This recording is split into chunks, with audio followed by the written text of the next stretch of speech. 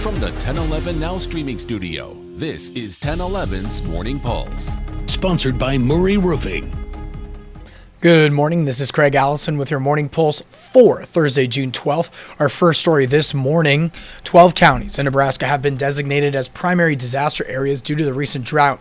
USDA making the announcement to Governor Jim Pillen earlier this month. The agency adds the U.S. Drought Monitor shows those counties have been in a severe drought for 8 or more consecutive weeks or experienced extreme or exceptional droughts during growing season. This disaster designation will, however, allow farm operators in those areas to become eligible for emergency loan assistance, and you can find those counties on our website, 1011now.com.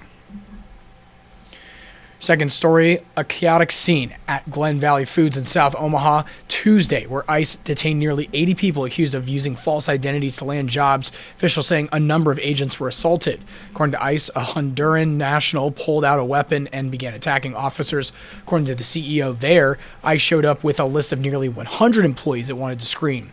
ICE reports some who were detained had active local warrants, prior DUI convictions, or had previously been deported.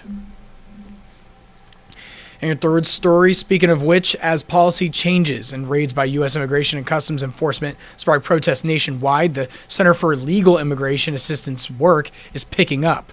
The increase since the start of President Donald Trump's second administration is exponential at 200%, according to CLIA's executive director, Mary Choate.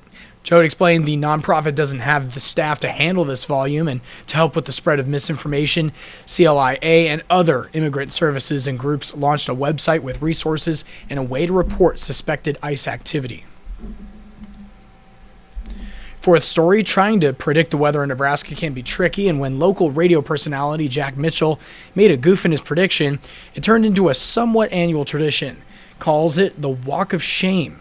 2018, he started dedicating this walk to others going through grief and partnering with Morning Hope, donating proceeds from the walk. And that's because this year marks 10 years since Mitchell's father passed away. So again, partnering with Morning Hope to honor his dad. And this walk will be this Friday, June 13th. So if you'd like to donate to Morning Hope with Mitchell, you can look under this story on our website. Wrapping things up with your final story, Trevor Gutschewski was playing golf for Omaha West Side just last month, and today he's playing on one of the biggest stages in golf. Gutschewski won the USGA Junior Amateur Championship this spring, giving him an automatic spot in the 2025 U.S. Open. He's also the son of Scott Gutschewski, who played in the U.S. Open back in 2009.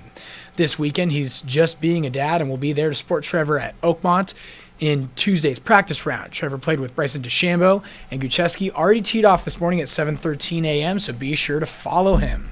That is your Morning Pulse for this Thursday morning, and we'll wrap things up with a look at your 7-day forecast. Sunny for now, but rain chances coming later this week.